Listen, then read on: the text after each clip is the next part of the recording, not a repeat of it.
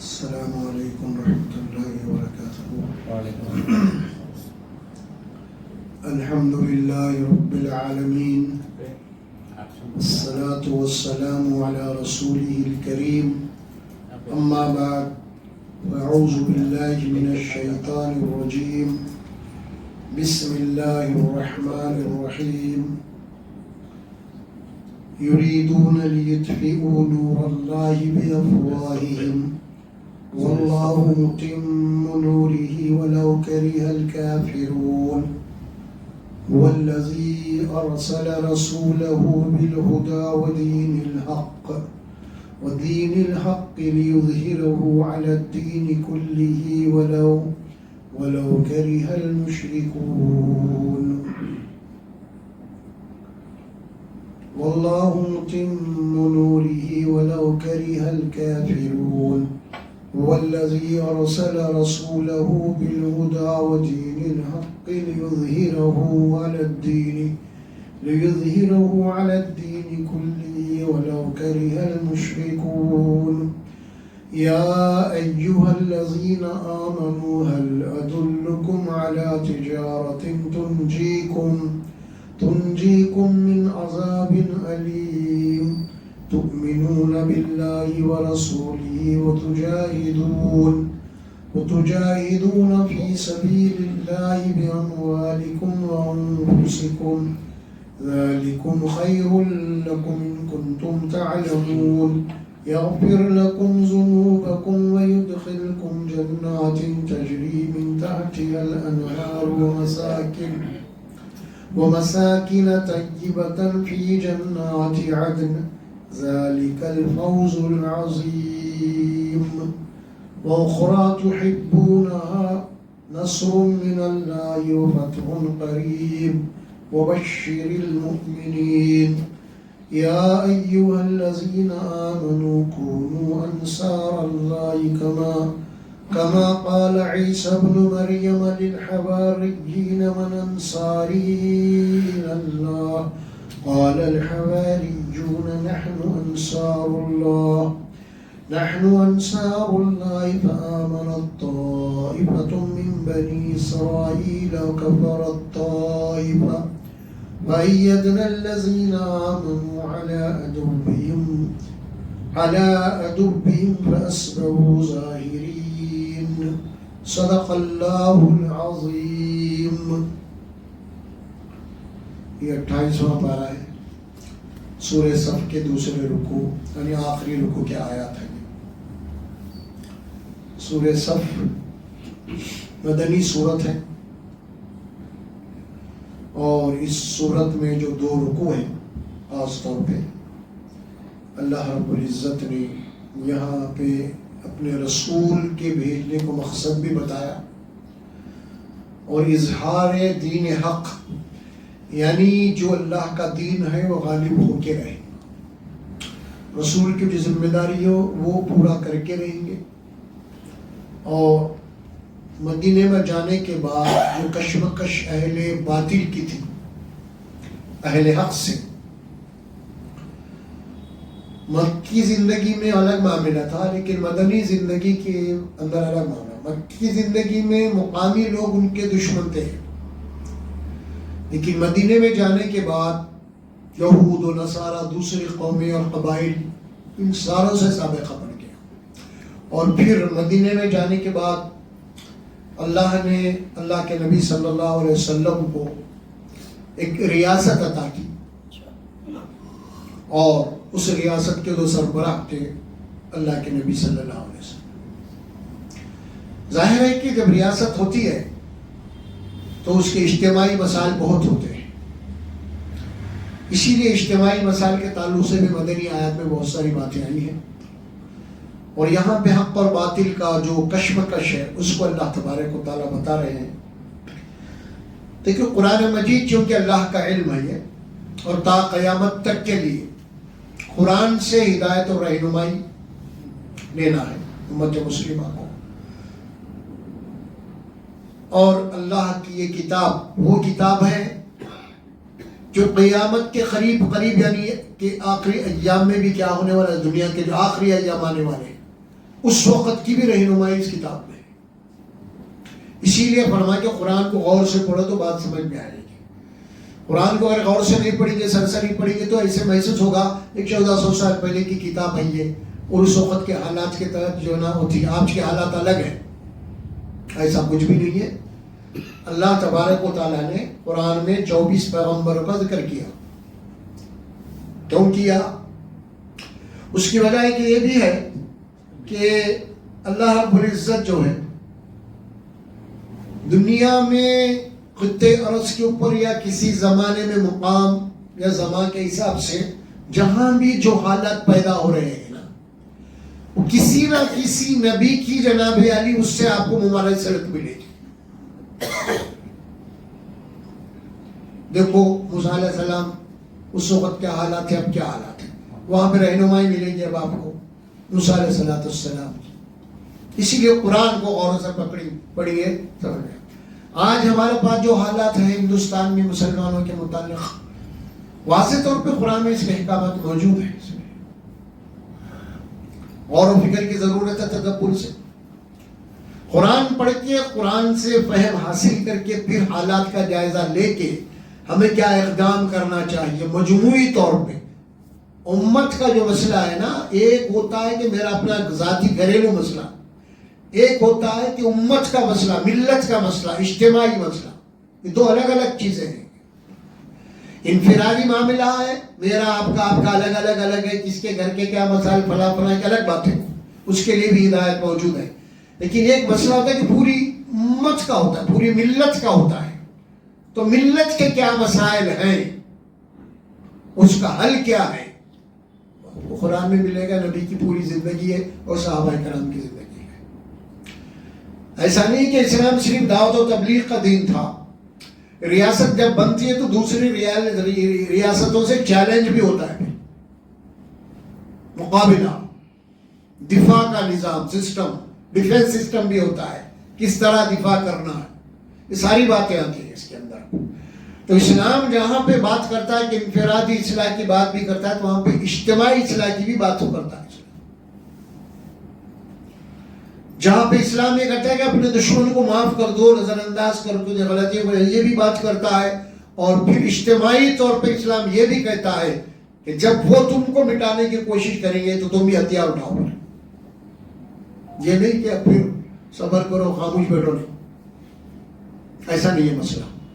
وقت کی نزاکت کیا ہے، وقت کے حالات کیا ہے، اس سب کا جائزہ لے کے اجتماعی طور پہ، انفرادی نہیں میری دل میں کچھ کر رہا ہوں، آپ کے دل میں کچھ کر رہا ہوں، ایسا نہیں.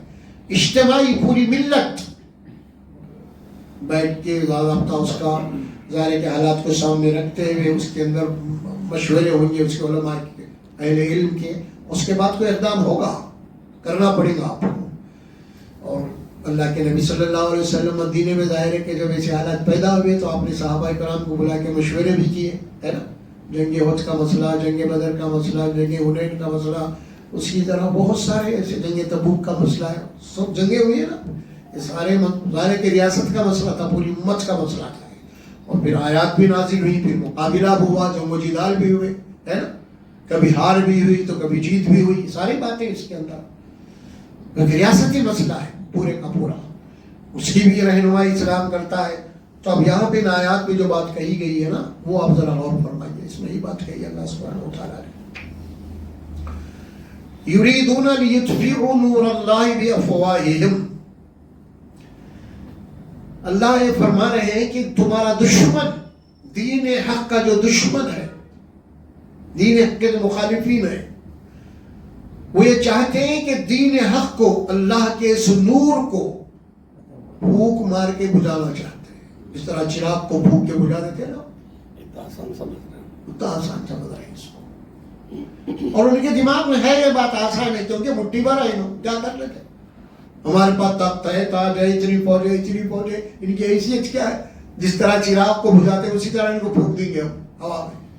مگر ان کو یہ نہیں معلوم کہ اللہ کا دین ہے، رب کا، یہ محمد رسول اللہ کا نہیں ہے. یہ اگر تم یہ سمجھ نہیں کہ محمد رسول اللہ کا دین ہے تو بہت بڑے غلط فہمی میں ہے تم. یہ کسی شخص کی دین نہیں ہے، دین یہ رب کائنات کا دین ہے. گویا کہ تم محمد صلی اللہ علیہ وسلم سے مقابلہ کرنا اللہ سے مقابلہ ہوگا، رب کائنات سے مقابلہ ہوگا۔ دین اسلام کی مخالفت کرنا ہے، دین اسلام کو مٹانے کی کوشش کرنا، یہ مت سمجھو کہ تم مسلمان نہیں، یہ اللہ رب کائنات سے تمہاری دشمنی ہوگی۔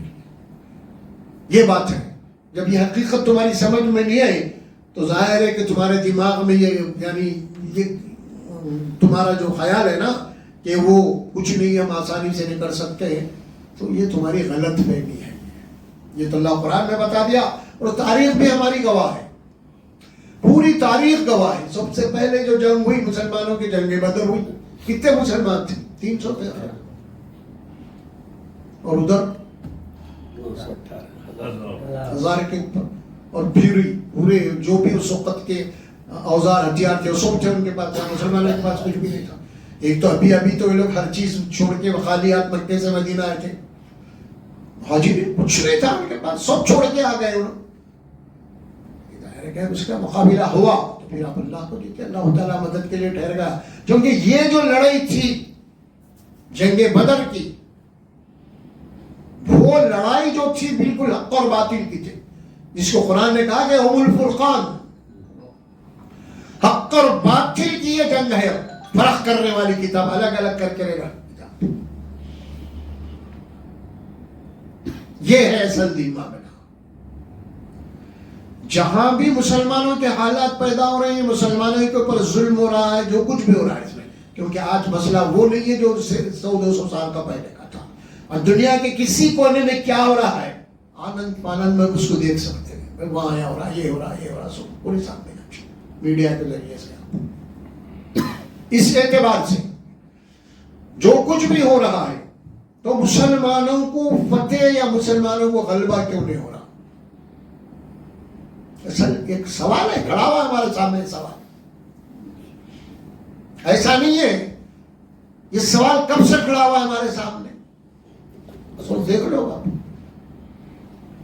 یہودی قوم، ان کو لا کے جو بسایا گیا فلسطین میں، جبکہ دنیا میں ادھر ادھر منتشر تھی یہ قوم، یورپ میں، جرمنی میں، ادھر ادھر پائے، ان کا ایک ملک ہی نہیں تھا۔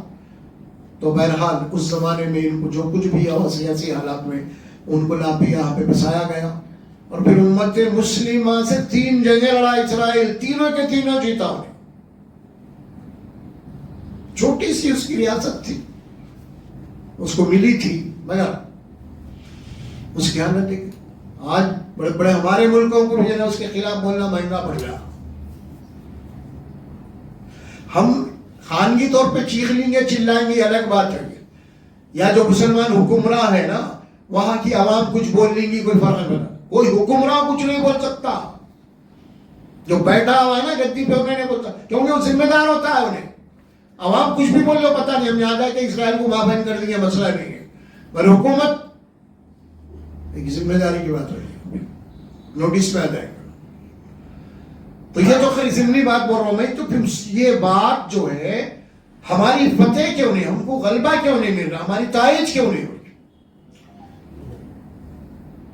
انسان سخت دل سے سخت دل بھی مسلمانوں کے اوپر جو حالات پیدا ہو رہے ہیں نا، اس سے آنکھ سے آنسو نکل رہے ہیں، خاص طور پر فلسطین کا مسئلہ ہے، ان کی پوری شہر کو اجاڑ دیا گیا، کھنڈرات میں تبدیل کر دیا گیا، 1 لاکھ سے زیادہ کے نام لوگوں کو قتل کر دیا گیا، مطلب بمباری کے ذریعے سے، اس میں بچے ہیں، بوڑھے ہیں، عورتیں ہیں، حاملہ عورتیں ہیں، ساری چیزیں ہیں، سب کچھ ہو رہا، کیا بات ہے؟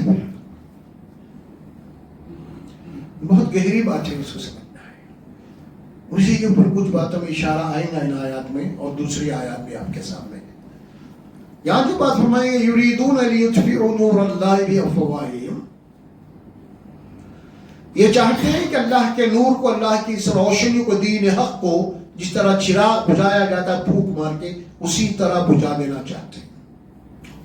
اللہ فرماتے ہیں واللہ متم نورہ، اللہ فرماتے ہیں اللہ اپنے نور کو، اس دین حق کو پورا کر کے رہے گا۔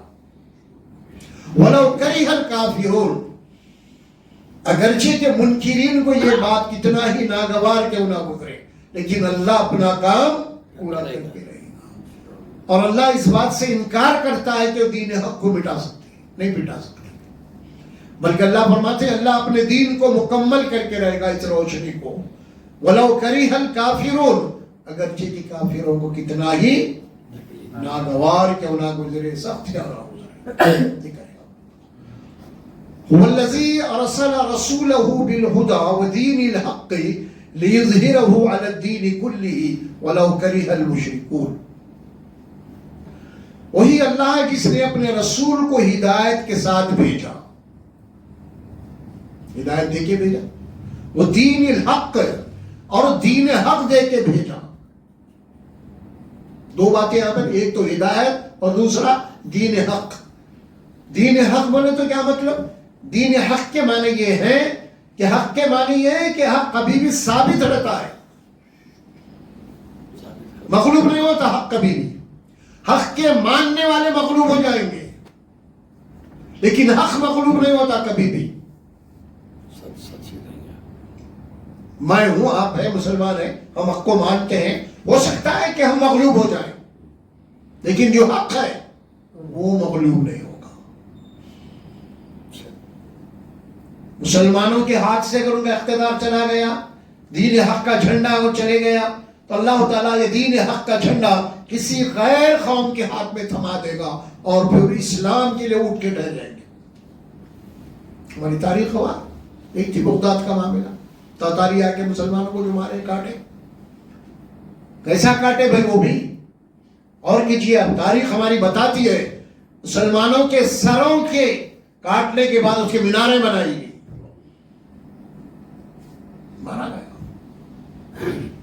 خاص طور پہ چنگیز خان، ہلاکو وغیرہ۔ میری تاریخ آپ پڑھیے، معلوم ہوگا مسلمانوں کے اوپر کیا بربریت ہوئی۔ یعنی اس زمانے میں تاتاریوں کا اتنا ڈر اور خوف پیدا ہو گیا تھا مسلمانوں کے دلوں کے اندر۔ مورخین لکھتے ہیں کہ یہ ایک تاتاری، کوئی مسلمان کئی بازار میں کہیں ادھر ادھر مل جاتا تو دیکھ لیتا، اس کے پاس اس کو مارنے کے لیے ہتھیار نہیں ہے فی الحال، تو اس مسلمان سے کہتا یہیں پہ ٹھہر، میں گھر جا کے ہتھیار لا کے تجھے قتل کروں گا۔ مسلمان کی یہ مجال نہیں تھی وہ ہٹ سکے وہاں سے، یہ خوف بڑھ گیا، اتنا بڑا خوف، اور جا کے پھر آٹا اور اسے قتل کر دیتا، گویا کہ اپنے موت کے انتظار کے گھڑیاں گن رہا ہے مسلمان ٹھہر کے۔ اتنی بھی ہمت نہیں تھی کہ میں بھاگ جاؤں گا، جان بچاؤں گا۔ اس لیے تاریخ میں ساری باتیں ہماری حقائق ہیں۔ پھر اللہ تبارک و تعالیٰ نے جو بات فرمائی ہے نا، دین حق ہے، یہ غالب ہو کے رہے گا۔ پھر وہی تاتاری قوم جب ایمان لائی، صنم خانے کو پاسباں مل گئے، بت خانے سے کیا مطلب ہوا؟ اور کہ یعنی جو بت پرست تھے، جو مشرک قومیں تھے، وہی کعبے کے پاسباں بن کے ٹھہر گئے۔ پھر اس کے بعد اسلام، امت مسلمہ پھر دنیا میں پھیلا، ہندوستان پہ 800 سال حکومت کرے، وہی قوم تاتاری قوم، ترک جسے کہتے ہیں نا، ترکولڈ جو ہم بولے جاتے ہیں پرانے تاتاری قوم، وہیں سے نکلا ترک، ترکولڈ جو بولتے ہیں وہ قوم ہے۔ سلطنت عثمانیہ آدھی دنیا سے زیادہ حکومت کی تقریباً سلطنت عثمانیہ، اور یہی وہ سلطنت عثمانیہ ہے کہ پہلے انہوں نے اس مسلمانوں کو قتل کیا پورا، تاتاری قوم، اسی قوم سے۔ ظاہر ہے کہ جب یہ قوم اللہ تبارک و تعالیٰ نے انہیں اس عزت سے نوازا، تقریباً آدھی دنیا سے اوپر مسلمانوں کی حکومت پہ، آخر میں پھر جناب علی ان کا مرکز جو تھا استنبول، تو وہاں آپ دیکھتے ہوں گے کہ پھر عثمانی قوم، اور پھر اس کے بعد ان سے مقابلہ ہوا اسپین، آپ دیکھیں گے 600-700 سال حکومت، وہ تو ڈائریکٹ عربوں کی حکومت تھی، وہ تو عثمانی حکومت نہیں تھی، وہ عربوں کی حکومت تھی۔ اور سائنس اور ٹیکنالوجی کے اندر اس زمانے میں پوری دنیا میں نمبر 1 اسپین، پوری دنیا کے اندر بڑے بڑے یونیورسٹیاں، تعلیمی ادارے پوری دنیا کی قومیں وہاں پہ پڑھنے آتی تھی. یہودی بھی آتے تھے, عیسائی بھی آتے تھے, دوسری قومیں بھی آتے تھے. بڑی بڑی یونیورسٹی انہوں نے بنائی ہوئی تھی. یہ ساری چیزیں ہماری تاریخ میں محفوظ ہیں, ایسا نہیں ہے. اور دنیا کو بڑے جو پڑھے لکھے لوگ ہیں, تاریخ سے واقف ہیں یا تاریخ کے لکھنے والے ہیں نا, ان کو یہ چیز اچھی طریقے سے معلوم ہے, مسلمانوں کو صفحہ ہستی سے نہیں مٹایا جا سکتا. بلکہ وہ امریکہ کے پریزیڈنٹ جیمی کارٹر, اس کا جو ایک اسٹیٹمنٹ آیا تھا ایک زمانے میں, اس نے کہا کہ تم امت مسلمہ کو ختم نہیں کر سکتے. کیوں؟ ان کے پاس یہ ایسی کتاب ہے قرآن جو ان کو پھر اٹھا کے کھڑا کر دیتی ہے. پھر اس نے کہا کہ غیر نہیں ہے یہ, کسی پہ کزن, یہ ہمارے چچیرے بھایا ہے. اس نے کہی ہے بات. سلمان ابراہیم علیہ السلام کے 2 بیٹوں سے تاریخ ثابت ہے, وہ بتاتے ہوئے کہا یہ غیر نہیں ہے, ہمارے بھایا ہے. تاریخ یہ بات بتا رہی ہے. اب پھر اصل بات یہی آ گئی, آج ہم تقریباً 200 سال یا 300 سال پکڑ لیجیے, آپ پوری زمین کے اوپر ہم ذلیل ہوتے چلے گا. 300 سال غلامی کی زندگی گزارا, 200 سال سے زیادہ تقریباً برٹش حکومت, امت مسلمہ کے جتنے بھی تھے سارے اسٹیٹس جناب ریاستوں پر قبضہ. یہی ہے نا عثمانیہ سلطنت کو ختم کرنے برٹش. سوچو اس کے 200 سال کچھ, پھر اس کے بعد ان کے تقریباً 70 کچھ کم زیادہ 300 سال, کہ ہم آج کیا ہے, ذلت میں ہے. اتنا ظلم ہو رہا, چاروں طرف سے ہمیں مارا جا رہا ہے, اور پھر ہماری یہ ذلت کیوں ہے؟ یہ بہت گہرائی سے سوچنا ہے. اور یہ معاملہ اجتماعی ہے, انفرادی نہیں ہے. ملت کا مسئلہ ہے نا, ایسا نہیں کہ مسلمان ہندوستان کے فلاں علاقے میں مار کھا رہا ہے, ایسا نہیں ہے معاملہ. ارے قرآن عرض کے اوپر جہاں بھی چلے حالات پورے کل تک نہیں معلوم ہوتے تھے, آج دنیا میں کوسے کونے میں کیا ہو رہا بٹن دبا کے معلوم ہوتا. بات قرآن پڑھنے سے ہمیں یہ سمجھ میں آ رہی ہے مسلمانوں کی ذلت کی وجہ کیا ہے. آقا اہل باطل کے اتنے ہمت, ان کے دل گردے اتنے جناب یعنی مضبوط کیوں ہو گئے ہمارے جناب, جبکہ قرآن نے یہ بات کہی, رہتی دنیا تک کے لیے بات قرآن میں یہ بات کہی گئی ہے. سورہ آل عمران میں بات آتی ہے, غالباً سورہ انفال میں بھی ہے یہ. وہاں پہ اللہ کیا فرماتے ہیں, سنلقی فی قلوب الذین کفروا الرعب بما اشرکتم, ان قریب ہم مشرکوں کے دلوں میں اے مسلمانوں تمہاری ہیبت ڈال دیں گے. کیا بول رہا قرآن؟ سنلقی فی قلوب الذین کفروا الرعب, ان قریب ہم تمہارا رعب, تمہارا دبدبا, تمہاری ہیبت مشرکین کے دلوں میں ڈال دیں گے. یہ آیت پڑھنے کے بعد ہم یہ آیت پڑھتے ہیں تو حالات اس کے بالکل خلاف ہیں. حالات اتنے خلاف ہیں, ہمارے دلوں کے اندر مشرکین کا رعب آ گیا. ابھی میں بتایا نا, بڑی سے بڑی حکومت مسلمانوں کی اسرائیل کے خلاف زبان نہیں کھول سکتے, دبدبا نہیں بول سکتے. الٹا ہو گیا معاملہ پورا. اچھا وہ علت کیا ہے؟ مسلمانوں کے قلوب میں, دلوں میں مشرکین کی ہیبت, ان کا رعب اللہ کیوں ڈالا؟ جبکہ اللہ بول رہے ہیں مسلمانوں کا, ایمان والوں کا رعب ہم مشرکین کے دلوں میں ڈالیں گے. معاملہ الٹا ہوا.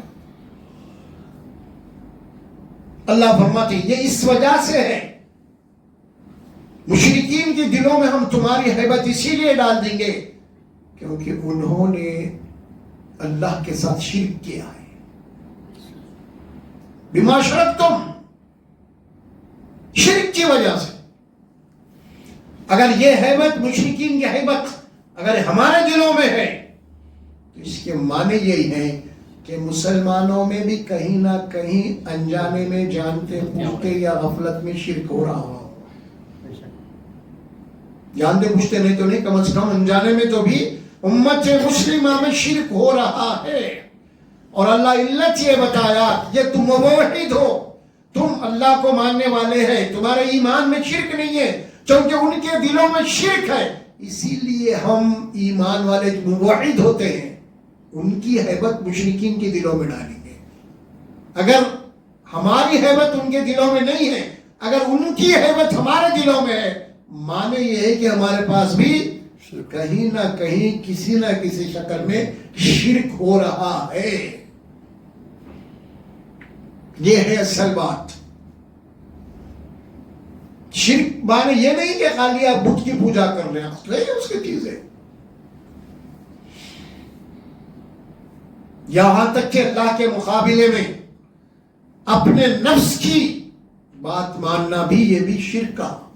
قرآن میں 2 مقامات پہ آتی ہے، سورہ فرقان، سورہ جاسیہ میں. افرائیت من اتخذ الہہ ہوا.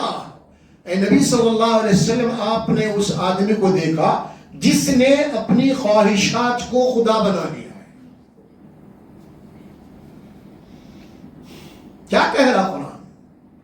تم بھی کوئی کم نہیں ہے جو بت کے سامنے جا کے جھک رہے ہیں. تم بھی اپنے نفس کے سامنے جھک رہے ہیں. انہیں جا کے بت کے سامنے جھک رہا تو تم بھی اللہ کے مقابلے میں اپنی نفس کی بات مان رہے، اللہ کی بات کو پوچھ کے پھینک دے رہے. انہیں بھی اللہ کو بازو رکھ دے رہا، تم بھی بازو رکھ دے رہے. اس کے سامنے تو ایک پتھر کا تراشا ہوا مورتی ہے، جو بھی ہے تمہارے سامنے، تو خود تمہارا اپنا نفس ہے. اس نفس کی پوجا ہو رہی. نفس جیسا بول رہا تم ویسا کر رہے. نہ تو تمہیں اللہ کے احکامات کی پرواہ ہے اور نہ تو نبی کے بتائے ہوئے طریقے کی پرواہ ہے. تم اپنی نفسانی خواہشات کو اپنا الہ بنا لیے. افرائیت من اتخذ الہہ ہوا. الہ یہ وہی الہ ہے جو ہم کلمے پڑھتے ہیں، لا الہ. یہاں بھی وہی بولا، تمہارا نفس تمہارا الہ بنا ہوا ہے. تم نے اپنے نفس کو الہ بنایا ہے. ایک بات تو یہ ہو گئی جو قرآن سے ثابت ہو رہی ہے. دوسری بات یہ ہے، آخر مسلمانوں کے اوپر اتنا ظلم ہو رہا ہے تو اللہ کی تائید و نصرت کیوں نہیں آ رہی؟ تاریخ ہم پڑھتے ہیں قرآن میں، اللہ تعالیٰ نے وعدہ کیا ہے ایمان والوں کی مدد کرنا، ایمان والوں کو جناب نجات دلانا. اِنَّا لَنُنْصُرُ رُسُلَنَا وَالَّذِينَ آمَنُوا فِي الْحَيَاةِ الدُّنْيَا وَيَوْمَ يَقُومُ الْأَشْهَادُ. اللہ فرماتے ہیں سورہ مومن میں، بے شک اہل ایمان کی مدد کرنا، رسولوں کی مدد کرنا اور ایمان والوں کی مدد کرنا اس دنیا کی زندگی میں بھی ہمارے اوپر فرض ہے، اور آخرت میں جب گواہی کھڑی کی جائے اس دن بھی. حقاً علینا نصر المومنین، ہمارے اوپر یہ حق ہے کہ ہم ایمان والوں کی مدد کریں. حقاً علینا ننجی المومنین، ہمارے اوپر یہ حق ہے کہ ہم ایمان والوں کو اہل باطل کے اذیتوں سے نجات دلائیں. وَكَذَلِكَ نُنْجِي الْمُؤْمِنِينَ، اسی طرح ہمارا قانون ہے ایمان والوں کا اہل باطل کے فتنوں سے بچاتے ہیں. قرآن کیا؟ وَلَا تَهِنُوا وَلَا تَحْزَنُوا وَأَنْتُمُ الْأَعْلَوْنَ إِن كُنتُم مُؤْمِنِينَ. ہمت مت ہارو، گھبراؤ مت، ڈرو مت، تمہارا ہی غلبہ رہے گا، تم ہی بھاری پڑو گے اگرچہ کہ تمہارا ایمان سچا اور پکا ہو. یہ اعلان کر دیا قرآن. میں آگے آیا تو میں تشریح کروں گا، ذرا تھوڑا سا پس منظر بیان کروں گا.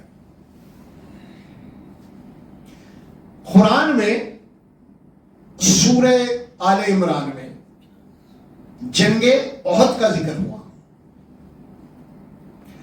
جنگ احد، جس جنگ میں 70 مسلمان شہید ہو گئے صحابہ کرام، جس جنگ میں اللہ کے نبی صلی اللہ علیہ وسلم زخمی ہو گئے، بے ہوش بھی ہو گیا، اور بے ہوش ہے کہ گڑھے میں بھی گر گیا. صحابہ کرام کے نظروں سے اچھل ہو گئے، جب گڑھے میں گر گئے تو صحابہ کرام دیکھ رہے ہیں تو کہیں بھی نہیں دکھ رہے ہم، تو پھر یہ مشہور ہو گیا کہ آپ بھی شہید ہو گئے. اس کے بعد صحابہ کرام کی ہمتیں صحابہ کرام اب لڑنا چھوڑ دے کے غم نڈھال ہے، غم زدہ ہے. اب لڑکے کیا فائدہ، بولے رسول ہی دے رہے صلی اللہ علیہ وسلم. یہ کیفیت ہو گئی تھی. اچھا وہ جنگ ہے نا، مسلمانوں کی تعداد بھی زیادہ تھی، ساز و سامان بھی زیادہ تھا ان کو. جنگ بدر میں وہ چیز نہیں تھی. جنگ بدر میں تو جناب یعنی کچھ نہیں تھا، لیکن ایمانی طاقت فولاد کی طرح تھا. اور یہاں پہ معاملہ ذرا بدل گیا. کیا بدل گیا؟ ایک تو ذرا اور کانفیڈنس سے کہتے ہیں نا اپن موجودہ زبان میں، وہ کیا، ہم تو جیتے ہوئے ہیں پہلے سے. یہی اور کام انسان کو لے کے ڈوبتی ہے. ایک تو یہ تھا، پھر دوسرا یہ ہوا اب تو سواریاں بھی ہے، اب تو ہتھیار بھی ہے، سب چیزیں، کھانے پینے کا راشن بھی ہمارے پاس فوج میں، یہ ساری چیزیں ہیں. کچھ اس پہ بھی جناب یعنی ان کی کچھ بہرحال ایمان کی کمزوری آ گئی وہاں پہ جنگ بدر. اچھا اس کے بعد پھر جب مقابلہ ہوا، جنگ ایسے ہی شروع ہوئی. جنگ شروع ہونے سے پہلے رسول اللہ صلی اللہ علیہ وسلم عادت تھی یہ کہ صفے آپ بناتے تھے اور صحابہ اکرام کے ٹکڑیوں کو آپ جناب علی الگ الگ کرتے کہ تم وہاں رہنا، تم یہاں رہنا، اور کچھ ٹکڑیاں بنا کے ان کے اوپر ایک کمانڈر کو دیتے تھے. یہ کمانڈر ہے کہ تم ان کی کمان میں یہ کام کرو، تم ان کی کمان کرو.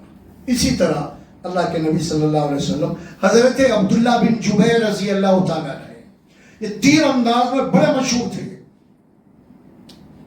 تو 50 صحابہ کرام کو اللہ کے نبی نے ان کی کمانڈنگ میں دیا اور دیکھ کے وہ تو پہاڑ ہے اور ان پہاڑوں کے بیچ میں سے راستہ ہے، پیچھے سے جنگ ادھر، سامنے دشمن ادھر ہے اور ان کے پیچھے ادھر پہاڑ ہے. جنگ ہو رہی ہے جس انداز میں آپ نے سیٹ اپ کیا تھا. تو ایک میدان تھا، اس میدان میں صحابہ کرام ایمان والوں کے پشت کے پیچھے حصے میں پہاڑیں تھیں اور یہ پہاڑیں گویا کہ ڈیفنس کا کام کر رہی تھی، یعنی دشمن ادھر سے حملہ نہیں کر سکتا، پہاڑی علاقے. تو آپ نے کیا ہوا، کچھ تھوڑا سا درہ تھا یعنی راستہ تھا وہاں پہ، تو ان پہاڑوں کے اوپر آپ نے عبداللہ بن جبیر کی کمانڈنگ میں وہاں پہ پہاڑوں پہ بٹھا دیا اور وارننگ دی تم یہاں پہ بیٹھے رہنا جب تک میں دوبارہ تمہیں حکم نہ دوں یہاں سے ہلنا نہیں. پھر کیا تاکید کی؟ تاکید یہ کی اگرچہ کہ ہم مارے جا رہے ہیں اور ہمارے مرنے کے بعد ہماری لاشوں کا گوشت اگر چیلر کوے بھی کھا رہے ہیں، تم وہاں سے نہیں ہٹنا جب تک میں نہ ہوں. جنگ شروع ہو گئی، مقابلہ شروع ہو گیا. اور اس وقت تک ابھی تک جو ہمارے خالد بن ولید مان نہیں لائے تھے اور وہ کمانڈنگ کر رہے تھے وہ سائڈ سے مشرکین کی طرف سے، ابھی مان نہیں لائے تھے وہ لوگ. اب ہوئی جنگ، اور یہ بھی آپ کو معلوم ہے جنگی اسکیم میں بڑے ماہر تھے عبداللہ بن خالد بن عبداللہ سیف اللہ، جن کو اللہ کے نبی نے لقب دیا تھا. ان کی پلاننگ، ان کے منصوبے بڑے وہ تھے جنگی معاملات میں. تو بہرحال جنگ ہوئی، الحمدللہ شروع میں مسلمانوں کو فتح ہوئی.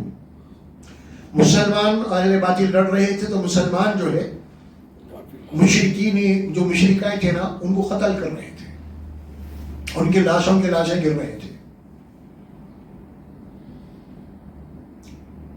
اب اس کا نقشہ جو قرآن کھینچتا ہے نا، لَقَدْ صَدَقَكُمُ اللَّهُ وَعَدَهُ إِذْ تَحُسُّونَهُم بِإِذْنِهِ، یقیناً اللہ کا وعدہ پورا ہو رہا تھا، یعنی تمہاری مدد ہو رہی تھی اور تم دشمنوں کو جس طرح فصل کاٹتے ہیں نا اس طرح کاٹ رہے تھے. ہمارا وعدہ ہو رہا تھا پورا، لیکن اب تم سے غلطی ہوئی اور تم سے رسول کی نافرمانی ہوئی اس جنگ میں. جیسے یہ منظر دیکھے کہ مسلمان کاٹ رہے ہیں اور جناب دھڑا دھڑ مشرکین کے فوجی گر رہے ہیں، تو پہاڑ پہ جو بیٹھے ہوئے تھے نا انہوں نے یہ منظر دیکھا کہ دشمن بھی بھاگ رہا ہے، ان کے قتل ہو رہے ہیں. یہ منظر دیکھ کے وہاں پہ وہ 50 تیر انداز جو تھے نا وہ مورچہ چھوڑنے کی چکر میں تھے. چلو بھائی ہوگا، ہم جیت گئے، ختم. چھوڑو یہاں سے. عبداللہ بن جبیر بتا رہے ہیں کہ دیکھو اللہ کے نبی کا حکم ہے جگہ نہیں چھوڑنا جب تک میں نہ بولوں. تو بہرحال کچھ اختلاف ہو گیا ان کے درمیان میں. اللہ کے نبی کا مقصد وہ تھوڑے تھا, وہ نہیں تھا ہم جیت گئے, دشمن اپنا ساز و سامان چھوڑ کے بھاگ رہا ہے, ہمارے غنیم لینا ہے, ان کو بھاگ کے سمجھ نہیں آ رہا. تو بہرحال صحابہ میں کچھ اختلاف ہوا. حضرت عبداللہ بن جبیر منع کر رہے ہیں کہ مت چھوڑو, رسول اللہ صلی اللہ علیہ وسلم جو ہے ہمیں تاکید کے ساتھ یہ حکم دیا ہے. تو کچھ صحابہ کرام ظاہر ہے کہ عبداللہ بن جبیر کے ساتھ ہی رہ گئے, اور کچھ صحابہ کرام اختلاف کر کے, ان کی نیت خراب نہیں تھی, انہوں نے یہ سمجھا کہ اب ہماری جیت ہو چکی ہے اور دشمن کٹ رہے ہیں, مر رہے ہیں, لہذا مورچہ چھوڑ دیا انہوں نے وہاں پہ کچھ صحابہ کرام. اور جیسے ہی نظر خالد سیف اللہ کی پڑی, وہاں خالی ہے پیچھے کا حصہ. اب اپنی فوج کی جو ٹکڑی ان کے بعد تھی, ان کو پہاڑ کے پیچھے سے جو راستہ تھا اس کے اندر سے خالد بن ولید گھس گئے, اور وہ تیر انداز جو کچھ بچے تھے وہ مقابلہ کیے, تو پھر ظاہر ہے کہ وہ بھی مارے گئے, شہید ہو گئے اس کو. اب جیسے ہی خالد بن ولید اپنی فوج کو لے کے ادھر آئے, اور ادھر سامنے بھی مشرکین فوج تھی اور پیچھے سے خالد بن, اب مسلمان دونوں کے بیچ میں پھنس گئے. مقابلہ ہوا, صحابہ کرام شہید ہوتے گئے, رسول اللہ صلی اللہ علیہ وسلم زخمی ہوئے. اس طرح مسلمانوں کی جیتی ہوئی جنگ ہار میں تبدیل ہو گئے, اور تمہاری غلطی سے نبی زخمی ہوئے. یہ واقعہ سورہ آل عمران میں تفصیل سے آتا ہے. لقد صدقكم الله وعده إذ تحسونهم بإذنه حتى إذا فشلتم وتنازعتم في الأمر. اللہ کا وعدہ پورا ہو رہا تھا, لیکن وہ جو چوٹی پہ بٹھائے تھے تیر انداز, انہوں نے آپس میں ایک دوسرے سے اختلاف کیا اور وہاں سے جگہ چھوڑ کے نکل گئے. تو پھر اس کے بعد راستہ دیکھا پیچھے سے, اور دشمن پیچھے سے آ گیا, اور اس کے بعد مسلمان اپنی گھیرے میں آ گئے.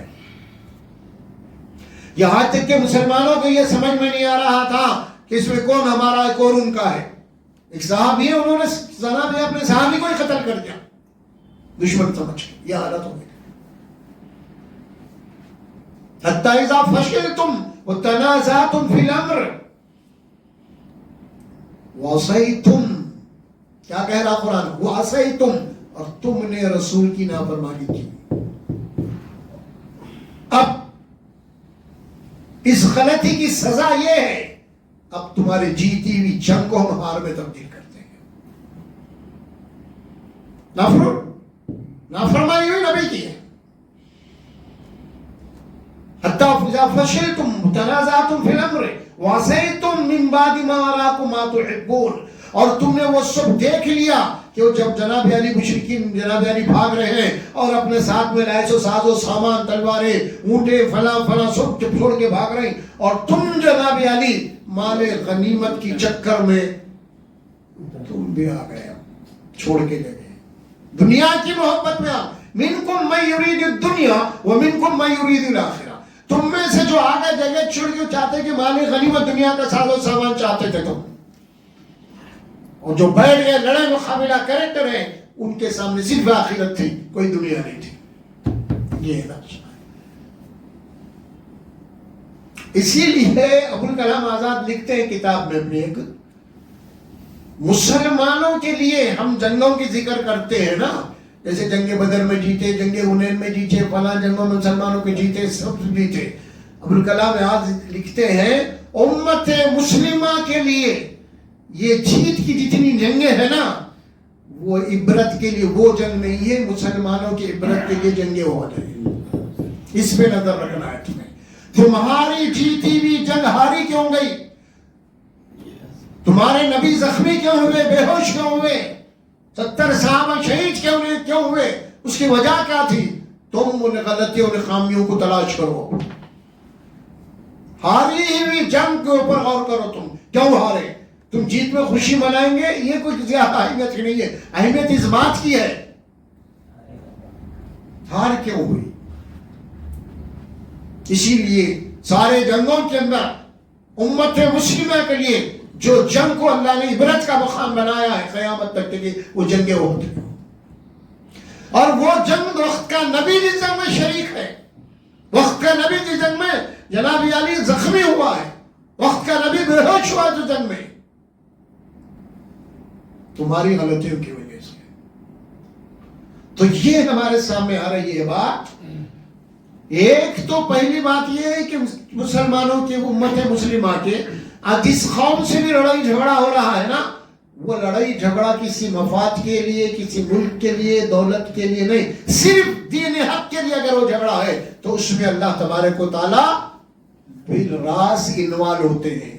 اگر نہیں یہ جنگ کوئی اور مقصد کے لیے لڑی جا رہی تمہاری اپنی دشمنی کی وجہ سے، تمہارے اپنے بڑائی کی وجہ سے، تمہارے اپنے ملک، نہیں، یہ جنگ صرف حق اور بات کے لیے جہاں پہ غیر مسلم اور مسلمان سے جنگ ہوگی، صرف خالص، وہ جنگ یقیناً اللہ اس کے اندر مداخلت کرے گا اور اللہ اپنی تائید کرے گا۔ اگر یہ جنگ کے پس منظر میں، بیک گراؤنڈ میں اگر کوئی تمہارا ذاتی مقام ہے، یعنی ذاتی فائدہ ہے، ذاتی مفاد ہے، کچھ ذاتی مفاد تمہارا ہے، کوئی ذاتی فائدہ ہے، دین حق نہیں، تو پھر اس جنگ میں اللہ مدد نہیں کرے گا۔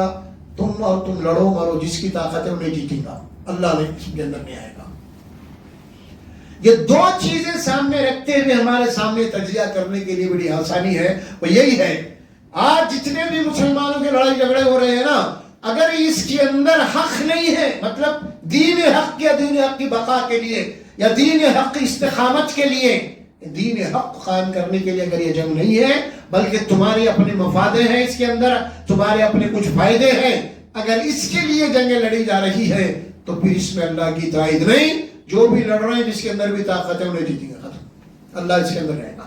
جہاں بھی حق ہوگا، حق کے غلبے کے لیے جد و جہد ہو رہی ہے، دین حق کے لیے جنگ ہو رہی ہے، پھر اس کے بعد کے اندر ان کی زندگیوں کے اندر کوئی نافرمانی بھی نہ ہو، پھر کوئی خیانت بھی نہ ہو، اگر ایسا ہے تب بھی اللہ کی مدد تمہارے شامل حال نہیں ہوگی۔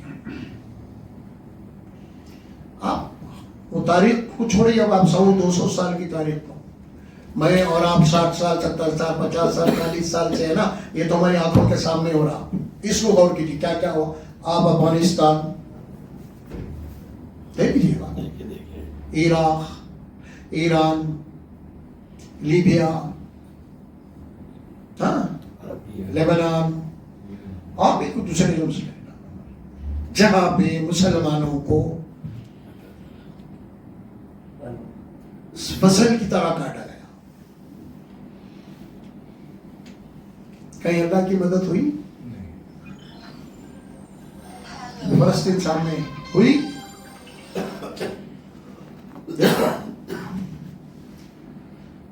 رمضان کا ایک مہینہ کعبۃ اللہ ڈچا ڈچ ہے ظاہرین سے گمراہ کرنے والوں سے۔ اسرائیل کی مذمت میں دعائیں، اس کو اسرائیل کی غارت کر دو، اسرائیل پہ لعنت ہو، اسرائیل کو ملیامیٹ کر دے، خطبوں میں کعبۃ اللہ کے خلاف کو پکڑ کے دعائیں قنوت پہ لمبی چوڑی دعائیں کر کے، کس کی دعا قبول ہوئی؟ اللہ اسرائیل کو ختم۔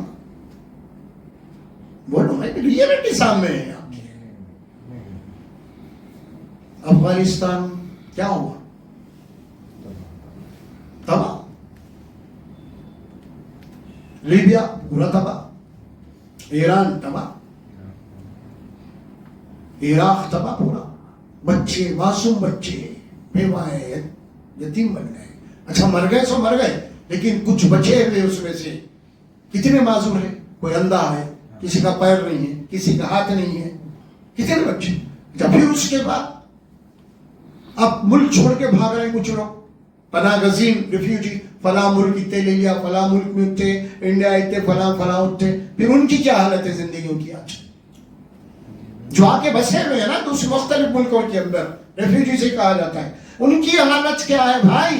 کھانے کو خود پہ نہیں ہے، نہ ان کا دین نہ ان کا ایمان، بلکہ جو یورپ کئی لوگ جو لے لیے ہیں نا، وہ لوگ تو باضابطہ جتنے بھی پناہ گزین ہیں یوں سمجھ لیے پورے کے پورے عیسائی ہو گئے، جتنے بھی گئے تھے، کیونکہ پورے ریڈ کراس کام کر رہا وہاں پہ۔ پورا ریڈ کراس کے کیمپوں میں کام کر رہا, ان کے فادر ان کے پادری جا رہے ہیں, ان کی تربیت کر رہے ہیں, خالی ان کا وہ بچوں کا, عورتوں کا, بیواؤں کا صرف نام باقی ہے, باقی پوری ذہنیت ان کی جناب یعنی عیسائیت ہو گئی. یہ تو بچے ان کی بات کر رہا ہوں میں, وہ تو مر گئے, ان بچے ہوئے چھپا رہے, بھیک مانگتے کھڑے ہوئے دنیا کے اندر, دنیا کے ہر ملک میں بھیک مانگ رہا مسلمان, ریفیوجی نہیں دکھ رہا ہے سب. پھر چاہو اللہ کی مدد آئے بالراس. کون سے فرشتوں کا نزول ہوا افغانستان کو بچانے؟ عراق کے اندر کون سے فرشتے آئے؟ لبنان میں کون سے فرشتے آئے؟ لیبیا میں کون سے فرشتے آئے؟ ایران میں کون سے فرشتے آئے؟ لاکھوں لوگوں کا قتل ہوا, لاکھوں. تو مسلمان اس کے اندر کوئی بھی غیر مسلم نہیں. کیوں ہوا؟ اللہ نہیں دیکھ رہا؟ کیا اللہ مجبور ہے؟ کیا اللہ ابھی بے بس ہے ہماری طرح؟ قرآن پڑھ رہے تو اللہ بولا کہ خالی اس کا حکم ہوگا تو قصہ ہی ختم. ہاں, تو پھر یہ ساری چیزیں ہمارے سامنے ہیں, تو پھر آخر ہماری تائید, ہماری نصرت, ہماری مدد, ہماری حفاظت کیوں نہیں ہو رہی؟ تو قرآن پڑھنے تو یہی بات ثابت ہو رہی ہے, جہاں جو کچھ بھی ہو رہا ہے حق اور باطل کی لڑائی نہیں ہے, ہماری قومی بقا کی ہے, ہماری قومی بقا کی ہے. صرف عراق کو بچانا, ہمارے ملک کو بچانا, فلاں فلاں حق کو لے کے نہیں اٹھے.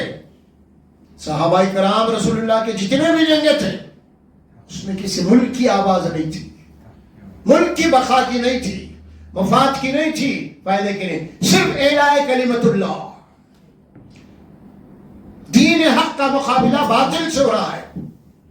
اور آج جتنا بھی جہاں بھی ہو رہا ہے نا, آج معاملہ الگ ہے. آج ہم لڑ رہے ہیں, اوقاف کے ایک مسئلہ لے لو, اب آپ غور کیجیے, لمبا ہے ہمارے سامنے, بالکل کرنٹ ہے اس وقت ہمارے سامنے تازہ. کیا ہو رہا ہے اس کے تعلق سے؟ کون سی حق کی لڑائی ہو رہی ہے؟ ابھی میں ایک بھی سامنے کیا بولا, خیانت اگر ہے اللہ کی مدد نہیں ہوگی تمہارے, تمہارے اندر تمہاری صفوں میں اور کوئی خیانت کرنے والا ہے نہیں ہوگی. اوقاف کی حفاظت جو لڑ رہے ہیں آج, انہوں نے تو بڑا غرق کر دیا اوقاف کا, پوری خیانت کرنے والے.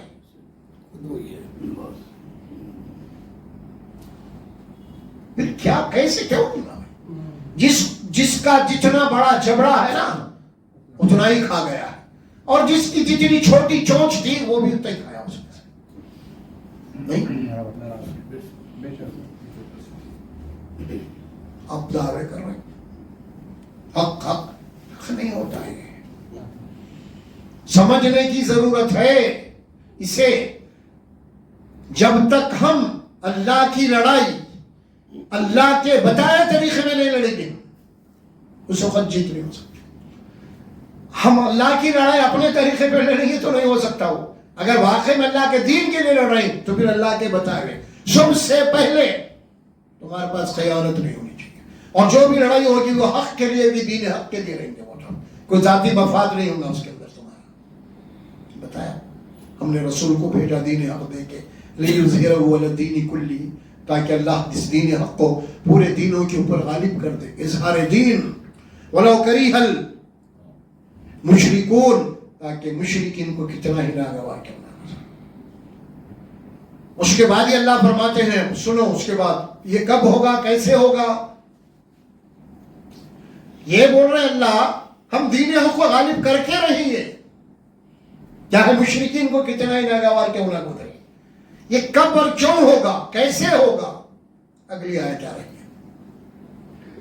اگلی آیت میں اللہ کیا فرمایا, یا ایھا الذین آمنوا هل ادلکم علی تجارۃ تنجیکم من عذاب الیم. اے ایمان والو, میں تمہیں ایک تجارت بتاتا ہوں, کیا میں ایک ایسی تجارت نہ بتاؤں جس تجارت کا یہ سودا کر کے تم جہنم کے دردناک عذاب سے بچ سکتے ہو. تجارت بولا اللہ اس کو. وہ تجارت کیا ہے؟ سب سے پہلے کیا کرنا پڑے گا تمہیں؟ تؤمنون باللہ ورسولہ, سب سے پہلے تمہارا ایمان اللہ کے اوپر مضبوط اور صحیح ہونا. وہ رسول ہی, اس کے رسول کے اوپر ایمان, یہ نہیں کہ رسول کو آپ مان لیے صرف، نہیں، رسول کی اتباع ہونا، رسول کی نافرمانی آپ کی زندگی میں نہیں ہونا۔ جنگ احد میں نافرمانی کرے، جیتی بھی جنگ ہار گئے۔ اگر تم زندگی میں اگر جیت چاہتے ہو تو نبی کے نقش قدم پہ چلو، اتباع کرو، اطاعت کرو، تم جیتو گے، تمہاری جیتو گے۔ اگر نہیں بھی جیتے آخرت تمہاری ہے۔ تؤمنون باللہ ورسولہ، اور کرنا کیا ہے ایمان کے بعد؟ وتجاہدون فی سبیل اللہ باموالکم وانفسکم، جو بھی جان اور مال اللہ نے تم کو دیا ہے نا، اس جان اور مال کو حق کے راستے میں کھپانا پڑے گا۔ اگر یہ تیار ہے تو پھر جیت تمہاری ہوئی۔ ایمان کے بعد کرنا کیا ہے؟ تمہاری جو جان اور مال تمہارے پاس ہے نا، اس کو اللہ کے راستے میں حق کے لیے کھپانا پڑے گا۔ تم یہ نہیں کر سکتے اب اس کے بعد میں میرے بیوی بچے بس ختم، نہیں، اچھا کھائیں گے، اچھا پئیں گے، بڑے بڑے بلڈنگ بنائیں گے، جائیداد بنائیں گے، بینک بیلنس بنائیں گے، بچوں کا، یہ سوچ نہیں۔ اب تم کو ایک ہی سوچ ہے کہ حق کے لیے، حق کی بقا کے لیے، اس کے قیام کے لیے آپ کو ہر چیز کو داؤ پہ لگانا پڑے گا۔ خالی یہ نمازوں سے چلنے والا مسئلہ نہیں ہے، اب تم اپنی جان کو اپنے ہتھیلی میں لینا پڑے گا، جان کو کھپانا پڑے گا، مال کو کھپانا پڑے گا، تب جا کے پھر اللہ کی مدد آئے گی تمہارے۔ تجاہدون فی سبیل اللہ باموالکم وانفسکم ذالکم خیر لکم ان کنتم تعلمون، اسی میں تمہاری بھلائی ہے، اسی میں تمہاری خیریت ہے اگر تم اسے جانو۔ یہ بات یہاں تک ہم روک رہے ہیں، انشاءاللہ ٹائم ہو گیا ہے، اس کے بعد میں پھر آئندہ میں اس کی ماں بقی چیزوں کو بھی ہم رکھیں گے انشاءاللہ۔ وقت طویل ہو جاتا تو اچھی چیز نہیں ہے، اسی لیے آنے والے منگل کو جو ہے ماں باقی کی تفصیلات ہیں، اور بھی مسلمانوں کے جنگی حالات کا، وہ صحابہ کرام کے، اور بہت ساری چیزیں آئیں گی آپ کے سامنے، اور ہمارے ساتھ جو آج حالات ہو رہے ہیں نا، اگر پھر اس کا علاج کیا ہے، پھر ہمارے صفوں میں کون منافقین بیٹھا ہوا ہے، ہمارے لیڈروں میں کون منافق ہے جو خیانت کرنے والا ہے۔ ہم نہیں بولیں گے ہم کو حق نہیں دیا اللہ، انہیں منافق انہیں منافق، یہ تو اللہ جانتا ہے، اللہ جانتا ہے، کسی کو یہ حق نہیں ہے کہ آپ اس کو نشان بتایا، جب تک آپ اپنے آقاؤں سے کوئی چیز نہ دیکھیں۔ سنی سنائی چیزیں یا کوئی رپورٹ آ رہا اس پہ واٹس ایپ سننے کے، ارے انہیں ویسا، یہ اجازت نہیں دیا اللہ نے ہم کو۔ جب تک تمہارے سامنے کوئی ٹھوس اور مضبوط ثبوت نہ آ جائے، اس وقت تک تم کسی کے اوپر انگلی نہیں اٹھا سکتے۔ سمجھ میں آ رہا؟ بہت سارے لوگ آپ بک بک کر رہے ہیں ہمارے لیڈروں کے خلاف، بھی وہی اجازت ہے، بہت جب سے بیعت نہیں ہے آپ، لیکن آپ پرسنلی طور پہ کسی کے اوپر اٹیک نہیں کر سکتے آپ جب تک کہ وہ چیز تمہارے سامنے نہ آ جائے مجموعی طور پہ کون کیا ہے۔ وہ تو اللہ جانتا ہے، اور اللہ انتقام لینے والا نہیں گا، انتقام ہو ہمارے بولنے سے نہیں ہوتا، ہو اللہ جانتا ہے، وہ انتقام لیں گا کس کو کیا کرنا ہے۔ لیکن ہمارا کام یہ نہیں ہے، ہمارا کام اپنے آپ کو محفوظ کرنا ہے، ہمارے اندر خیانت نہیں ہونا، ہمارے اندر نفاق نہیں ہونا، ہمارے اندر دین کے مقابلے میں ہماری مفاد پرستی نہیں ہونا۔ دین اللہ کا ہے اور خالص اللہ کے لیے ہے، بس ختم۔ اور اللہ نے جو کچھ بھی دیا ہے ہمیں، اللہ کے دین کے لیے ہم کو خرچ کرنا ہے جان و مال۔ کچھ بہت ساری اہم آیتیں آئیں گے آئندہ سورہ توبہ کی، میں آپ کے سامنے پیش کروں گا نا، کیونکہ توبہ کی سورہ انفال اور سورہ توبہ یہ دونوں جنگی صورتیں ہیں، دونوں میں جنگی صورت ہے۔